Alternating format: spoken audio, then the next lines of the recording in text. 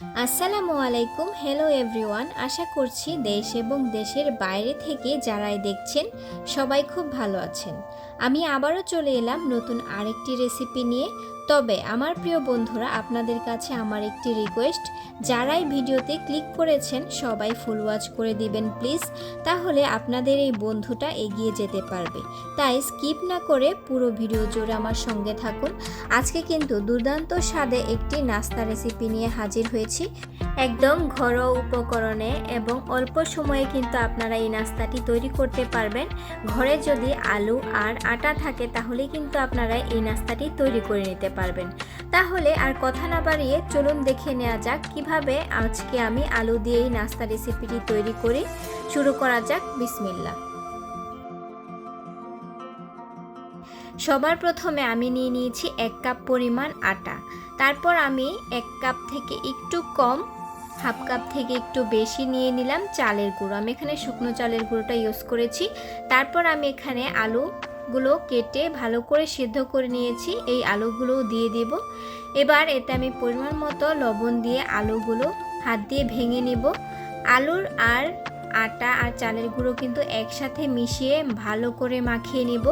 এই ডোটা তৈরি করার জন্য কিন্তু আমরা প্রথমে কোনো পানি ব্যবহার করব না। পরে যদি আপনাদের দরকার হয় বা একটু শুকনো শুকনো মনে হয় তখন কিন্তু আপনারা অল্প একটু তেল দিয়ে মাখিয়ে নিতে পারবেন। এবার এতে আমি কিছু মশলা দিয়ে দিচ্ছি। দিয়ে দিলাম পরিমাণ মতো হলুদ গুঁড়ো, মরিচ গুঁড়ো আর দিয়ে দিলাম অল্প একটু জিরে গুঁড়ো। এতে দিয়ে দিলাম একটু শাহি গরম মশলা আর দিয়ে দিলাম রাঁধুনি রেডিমিক্স মশলা। এটি দিলে কিন্তু রান্নার টেস্টটা অনেকটাই বেড়ে যায়। তারপর আমি কুচি করে ধনেপাতা আর কাঁচামরিচ দিয়ে দিয়েছি। অল্প কাঁচামরিচ দিবেন যেহেতু এখানে মরিচের গুঁড়ো দেওয়া আছে। তারপর এগুলোকে আমি হাত দিয়ে ভালো করে মাখিয়ে একটি ডো তৈরি করে নেব। এই ডোটা কিন্তু আস্তে আস্তে করে নিতে হবে এবং আলুগুলো সবগুলো হাত দিয়ে ম্যাশ করে এই ডোটা তৈরি করে নিতে হবে। তাহলে কিন্তু আমাদের এখানে কোনো পানি দিতে হবে না, এমনিতেই পারফেক্টলি একটি ডো তৈরি হয়ে যাবে। দেখতে পাচ্ছেন একটু সময় নিয়ে এই কাজটি করতে হবে। প্রায় 4-5 মিনিটের মতো সময় নিয়ে আমি এই ডোটা তৈরি করে নিয়েছি। এবার আমি এই ডোটাকে প্রায় 10 মিনিটের মতো রেস্টে রেখে দেব। 10 মিনিট পর আমরা কিন্তু এই ডোটা দিয়ে একটি রুটির মতো বেলে নেব। আমি আজকে এই নাস্তাটা 4 কোনা সাইজের করে নেব। এর জন্য আমি প্রথমে বড় দেখে একটি রুটি তৈরি করে নেব। আমি অল্প একটু শুকনো আটা দিয়ে দিয়েছি, তারপর ওপরে দিয়ে আমি একটু ধনেপাতা দিয়ে দিচ্ছি দেখার সৌন্দর্যের জন্য। তারপর আমি আবারও বড় করে একটি রুটি বেলে নিচ্ছি। রুটিটা বেলার সময় আমরা অল্প অল্প আটা দিয়ে কিন্তু রুটিটা একটু পাতলা করে বেলে নিব। আমরা কিন্তু রুটিটা খুব বেশি পাতলা করব না, একটু ভারী আকারে আমরা কিন্তু রুটিটা বানিয়ে নিব। তারপর আমি একটি নাইফের সাহায্যে এই রুটিটাকে কেটে নিচ্ছি। আমরা 4 কোনা সাইজের এই নাস্তাটি তৈরি করব, এর জন্য 4 কোনা সাইজের আমি নাইফ দিয়ে কেটে কেটে দিচ্ছি। দেখতে পাচ্ছেন আমি কিভাবে করছি। সেম প্রসেসটা ফলো করে কিন্তু আপনারা এগুলো বানিয়ে নেবেন।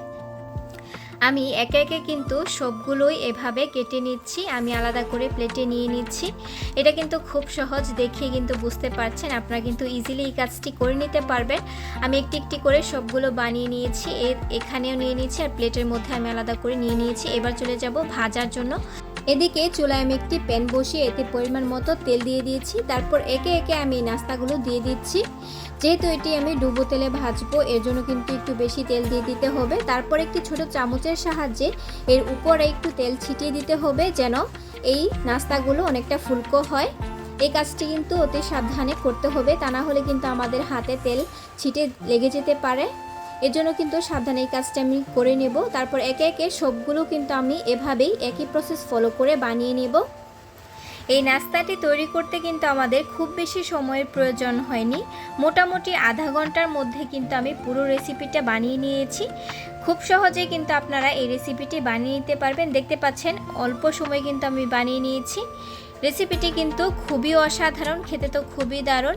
ছোটরা বিশেষ করে খুবই পছন্দ করে। আমি কিন্তু টমেটো সস আর মেয়োনিজ দিয়ে এটি পরিবেশন করেছিলাম। আমার বাচ্চারা কিন্তু খুবই পছন্দ করেছে আর আমার কাছে তো খুবই ভালো লেগেছে। আশা করি আপনারা এই রেসিপিটি বাড়িতে ট্রাই করে দেখবেন, আপনাদেরও খুবই ভালো লাগবে। আর আমার প্রিয় বন্ধুরা, যারাই আমার এই রেসিপিটি এই পর্যন্ত দেখেছেন তারা কিন্তু অবশ্যই একটি লাইক করে যাবেন। আর কমেন্ট করতে কিন্তু ভুলবেন না, আপনাদের একটি কমেন্ট কিন্তু পরবর্তী ভিডিও বানাতে আমাকে অনেক উৎসাহ জাগায়।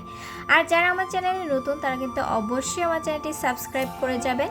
দেখা হবে অন্য কোনো দিন অন্য আরেকটি নতুন রেসিপি নিয়ে। আমি বিদায় নিচ্ছি, সুরমি ইসলাম। আসসালামু আলাইকুম, আল্লাহ হাফিজ।